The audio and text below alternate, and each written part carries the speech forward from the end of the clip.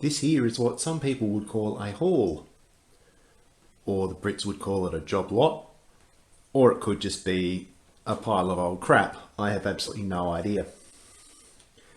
It's about 21 kilos worth, about 40 something pounds in America, of retro gaming and retro computing goodness, apparently. I don't normally do unboxing videos, but when I do, there's usually going to be something interesting happening. And I tell you what, I've not actually unboxed this yet, so there's no cheating here. I'm going to be just as shocked and awed as everybody. Let's just move some of these things out of the way first.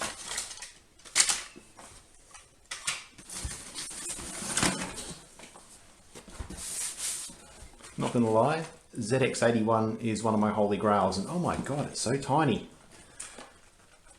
That's what she said. You were thinking it, I just had to say it. Joystick. Oh, I'm not going there, I've already gone there at least once in the last 30 seconds. A whole bunch of cassettes.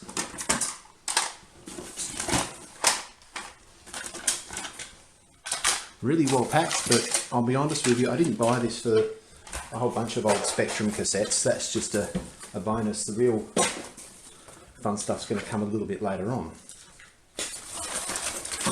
The power brick. Is that from a Specky? Might be. Oh shit, spoiler alert.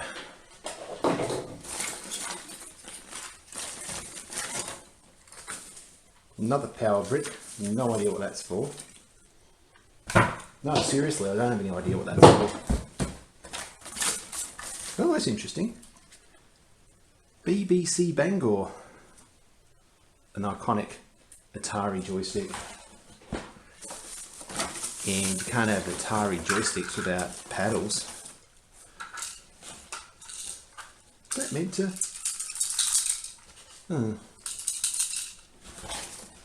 Is that another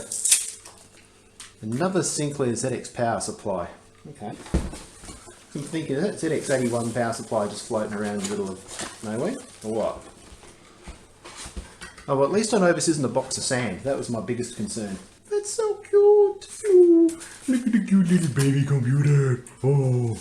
No idea how small the ZX81s actually are. So yeah, I've got 3 Sinclair power supplies. And 1 Sinclair thus far. Ah, well, in answer to our question, yes, I've got another Specky. Oh, the Kempston interface again. Is that Kempston? Yeah, it's a Kempston. I see a Specky Resto video coming up. Oh, soak test. Has this been dunked in water? I have wood. More to the point, an Atari 2600 Woody.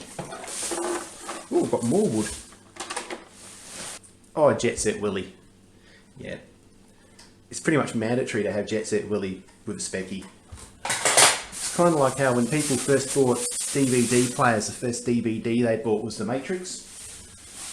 Or if you want to go back to the 80s, the first CD people bought for their CD players was Brothers in Arms by Dire Straits.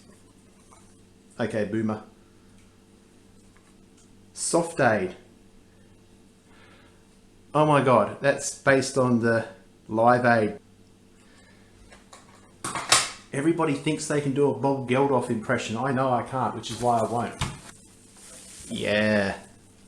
Amiga 1200. And the reason I bought this job lot, I kid you not, this whole box of stuff, which I'm still yet to hit the bottom of, cost me less than what an A1200 would cost by itself here in Australia. Yeah, I've effectively bought an A1200 and apparently it powers up, but it's still getting recapped anyway, so shout out to Bruce from Brankus Creations. You've got another Amiga incoming. Oh, the infamous ZX 16K RAM add-on for the ZX81, notorious because it's not very good at staying in situ, so yeah, but still good to have. I swear I'm going to end up in Narnia if I keep on digging into this box. That's a Commodore dataset. These always come in handy. Ah, that's the power brick for the A1200. Oh, goody. This one is, I reckon it's similar to the one that I've got for my 600, which means it can be recapped. For here's some jolly good fellows. I reckon, is this discs for the Amiga? Yeah, it's discs for the Amiga. Oh, Wacko over Diddley-o. And I think this is a Commodore shaped thing. If I recall. This is a Commodore or something or other. Yep, it's a VIC-20, and I'm going to need to have a wash after this. That looks really, as the Brits would say, it looks manky. It looks manky. Ooh, interesting, some cracks in there. Not a big deal. Crazy part is I could whack this on eBay Australia right now and easily get a hunch for it, even though it looks like it's been in the bottom of a swamp since 1997, because that's just how active the market is at the moment. Whether or not I decide to do that as an experiment, who knows? But then we've just given. I can't. That's actually got mould on it. That's got proper Great British mould, so I can't sell mouldy stuff. But that's literally a mouldy oldie. Yeah, are these the kind of packing peanuts that will biodegrade in water? I guess is the next question. If it is, it's going to make my life a lot easier. If not, well, I can work with that. Let me just submerge those. The packing peanuts and the water are actually having a dispute. They want nothing to do with one another. So, yeah. I didn't realise you could still get packing peanuts that were just sort of... because most of them will just collapse in water, but these ones clearly put up a bit of a fight. So, yeah, I have a... well, I don't know if I can recycle these.